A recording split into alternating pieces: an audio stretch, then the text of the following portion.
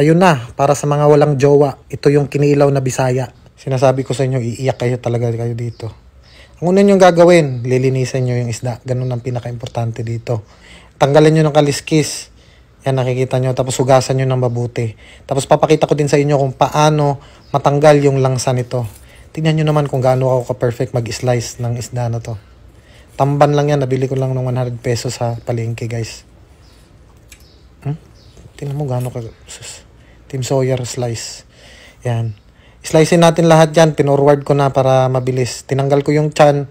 Kasi yun kasi nagpapatanggal ng langsa. Tanggalin nyo yung chan. Yan. Mas maganda kung matanggal mo yung langsa. Kasi parang yung jowa mo dati malangsa. Yan. Hugasan mo ng maayos. Kasi alam mo, hindi magiging perfect ang kinilaw na Bisaya kung madumi ang iyong paggagawa. Yan. Tabi na natin tong mga Ayan, slice natin na maliitan. Ayan, mas maganda maliit. Ayan, parang sayo lang maliit. Joke lang. Ayan, tanggalan natin. Tapos natin tanggalan yan, hugasan natin ulit yung isda. Importante, hugasan palagi yung isda para hindi malangsa. Ang iba, nilalagyan nila nito ng suka. Binababad sa suka muna para hindi talaga malangsa. Pero ako, no need na. Basta importante, pigain ng maayos yung isda para walang tubig na makapasok. Okay? Pagkatapos, dito na tayo. Forward na tayo sa ginger. Or tinatawag natin dito sa Tagalog na luya. Yan. Kita mo naman ang aking secret weapon na kutsara. Kutsara lang gamit ko dyan. Pag mga expert ka na, pag sobrang expert ka na magluto, ganyan ginagawa. Diba? Kutsara-kutsara na lang. At ito naman ang ating suha na nakukuha lang doon sa Mindanao. Suha tawag dyan. Tapos nag-slice na ako ng ating luya dito. Ayan. Tingnan mo gaano ako galing mag-chop di ba? Galing mag-chop. Chop natin yan. So, liliitan ko para makain natin yung luya. Ayan. Mag-chop na rin tayo ng sibuyas. Tapos, ito bell pepper. Ano ba tawag yan? Atsal sa amin, mga Bisaya. Liliitan ko lang din para makain natin. Tapos, yan, slicein na natin yung pipino. Binalatan ko yung pipino. Tapos, tatanggalin natin yung buto ng pipino. Tandaan nyo ha, tatanggalin yung buto ng pipino para masarap. Yan, tinanggalan ko ng buto yan.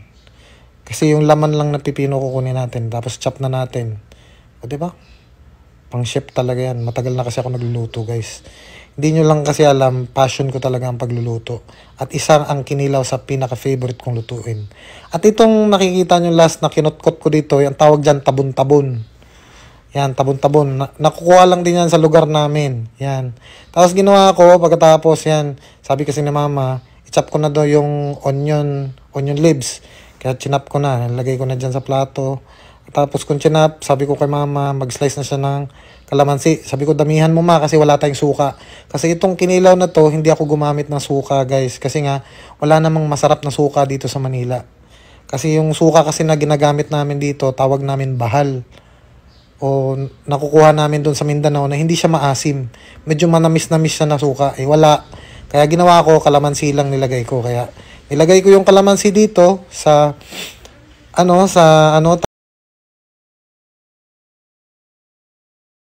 tapos pinagpigaan ko. Yan ang purpose dyan. Tapos pipigaan mo lang dyan. Tapos nilagay ko na yung isda. Tapos minix ko na. Tapos kung minix, lalagyan natin yan mamaya ng bechin tsaka asin. Sobrang sarap nito. Diyos ko. Alam mo yung mga may dyan? Yung may mga jowa? Ay na. Ipagpapalit mo sa jowa mo to. Niwala ka sa sobrang sarap nitong ginawa kong kinilaw.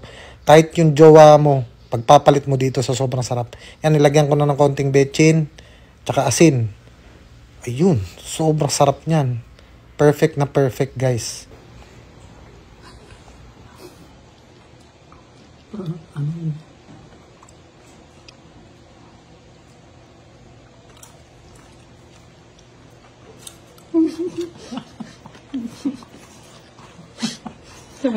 Mas narinig sa ilong natin.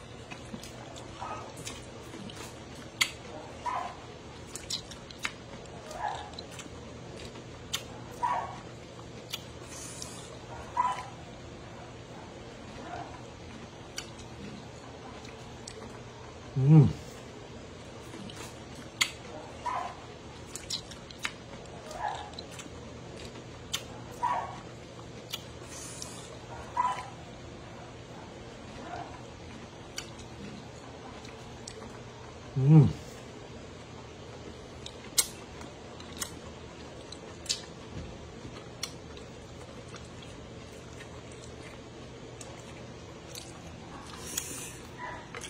maanghang din.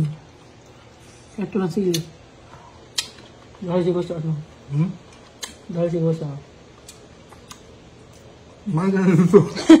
Lalaway ka na lang.